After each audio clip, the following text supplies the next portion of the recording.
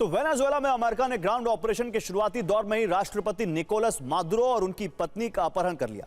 हालांकि इस अपहरण को अमेरिका ने एक्स्ट्रा टेरिटोरियल ज्यूरिसडिक्शन के तहत गिरफ्तारी की कार्रवाई बताने की कोशिश की है, लेकिन इसी कार्रवाई से ट्रंप कई मोर्चों पर घिर गए। घरेलू मोर्चा, अंतर्राष्ट्रीय मोर्चा और सबसे अहम है वेनेजुएला की जमीन, जहां अमेरिका की जीत अब भी आसान नहीं है। ऐसा क्यों कह रहे हैं हम, आपको इस एक्सक्लूसिव रिपोर्ट में दिखाते हैं।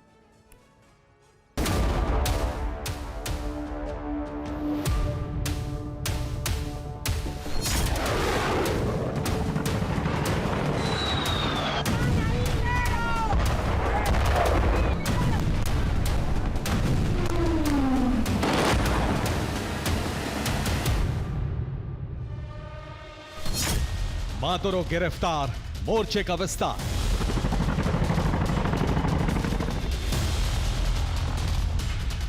ट्रंप ने दिखाई ताकत, कामयाबी या संकट।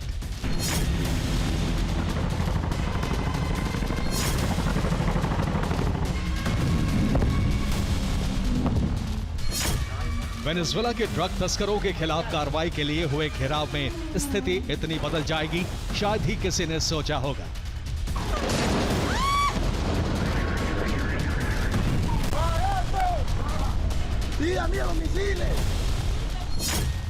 अमेरिका के चिनूक हेलीकॉप्टर डेल्टा फोर्स को लेकर वेनेजुएला में दाखिल हुए। फोर्स ने मादुरो और उनकी पत्नी को पकड़कर वेनेजुएला से बाहर निकाल लिया और वेनेजुएला की सारी तैयारी को शून्य साबित कर दिया।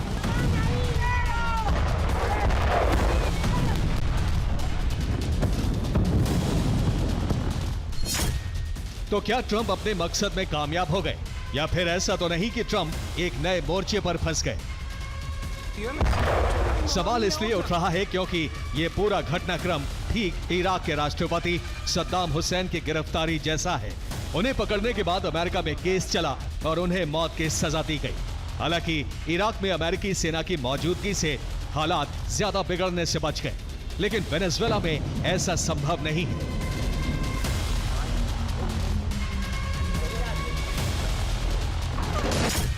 क्योंकि वेनेजुएला पहले ही जंग की तैयारी कर चुका था और अमेरिका को जवाब देने के लिए अब भी तैयार है, जिसका मतलब है कि वेनेजुएला में भले ही ट्रंप नए शासन की स्थापना के लिए कदम उठाए, लेकिन वेनेजुएला को यह अस्वीकार है।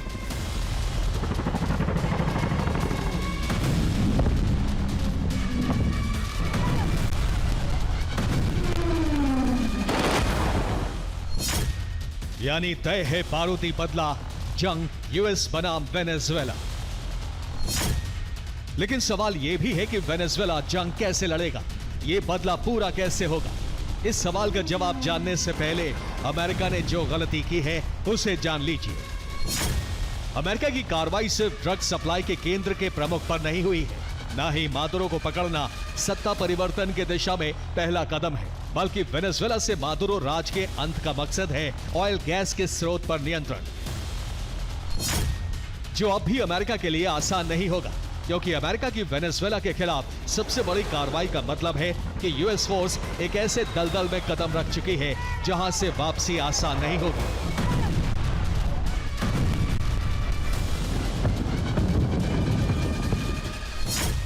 ऐसा इसलिए भी क्योंकि मादुरो पहले ही 45 लाख मिलिशिया की भर्ती कर चुके हैं।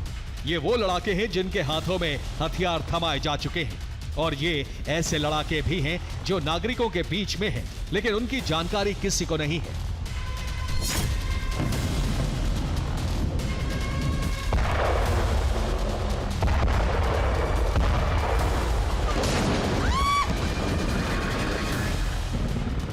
यानी अमेरिकी सेना अगर वेनेजुएला में रही तो इसका मतलब है कि उनका सामना किसी विद्रोही गुट से नहीं, बल्कि गुरिल्ला लड़ाकों से होने वाला है। और ये इसलिए भी कहा जा सकता है क्योंकि वेनेजुएला भौगोलिक स्थिति में भी एक असाधारण देश है।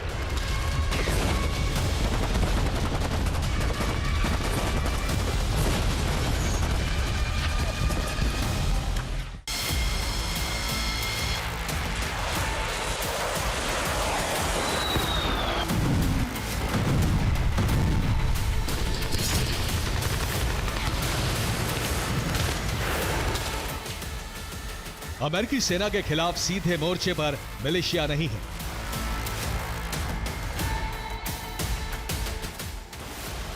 लेकिन ये मिलिशिया गुरिल्ला युद्ध में माहिर हैं।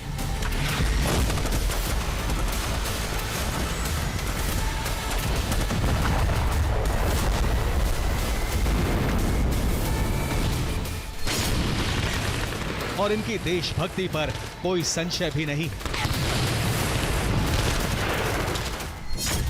क्योंकि वेनेजुएला में क्रांति के जनक ह्यूगो चावेज ने जिस बोलिवेरियन मिलिशिया को खड़ा किया था, उसी मिलिशिया को उनके उत्तराधिकारी निकोलस मादुरो ने ही आगे भी सक्रिय रखा है, जिसका विस्तार अमेरिका की तरफ से हुए घेराव के बाद बड़ी संख्या में हुआ है।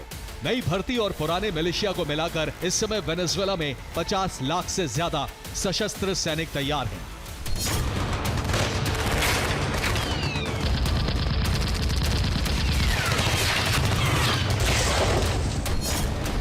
जिसका सीधा मतलब है कि ये जंग अब वियतनाम जैसी स्थिति में पहुंच सकती है, जहां अमेरिकी सेना उलझ सकती है, क्योंकि असली वेनेजुएला की असली सत्ता बोलिवेरियन मिलिशिया में है।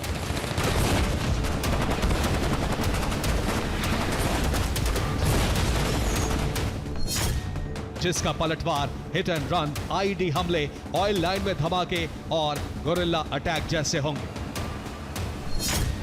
जिसके खिलाफ ना तो अमेरिकी टैंक काम आएंगे, ना ही ड्रोन और बंदूकें। उल्टा बोलिवेरियन मिलिशिया के पास जंगल है, शहर के अंदर घनी झुग्गियां हैं, ऑयल है और धन भी है।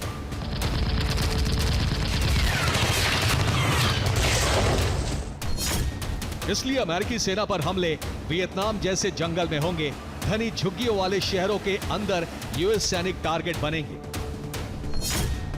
जिसका सीधा मतलब है कि खतरा अब अमेरिकी सैनिकों पर है। और रणनीतिक मोर्चे पर ट्रंप भी घरेलू और अंतर्राष्ट्रीय मोर्चे पर घिर सकते हैं। घरेलू मोर्चे पर इसलिए क्योंकि वेनेजुएला पर हमले के लिए अमेरिकन कांग्रेस से कोई औपचारिक अनुमति नहीं मिली थी।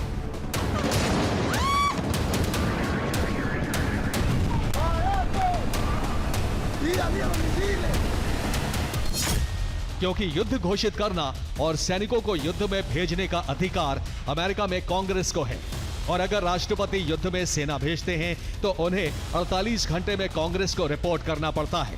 यानी ट्रंप अब घरेलू मोर्चे पर संवैधानिक संकट और विरोध का सामना कर सकते हैं। यही नहीं, वेनेजुएला पर हमले के बाद अंतर्राष्ट्रीय मोर्चे पर भी ट्रंप का घेराव होना तय है, क्योंकि मादुरो के पहले ही रूस, चीन और ईरान का समर्थन हासिल था और यह मुद्दा यूनाइटेड नेशंस सिक्योरिटी काउंसिल तक पहुंच चुका है। जबकि वेनेजुएला में मौजूद मिलिशिया के पास रूसी हथियार और इंटेलिजेंस है, ईरान से प्राप्त ड्रोन तकनीक है, क्यूबा का शहरी नेटवर्क है और मददगार कोलंबियाई बॉर्डर है, जिसका सीधा मतलब है कि वेनेजुएला पर नियंत्रण आसान नहीं होगा, बल्कि ये क्षेत्र अब अमेरिकी सेना मिलिशिया के जंग का केंद्र होगा और मुमकिन है कि क्यूबा कोलंबिया के लिए प्रॉक्सी वॉर का थिएटर भी बन जाए, जिसमें अमेरिका का उलझना तय है। Bureau report, TV9, Bharatvarsh.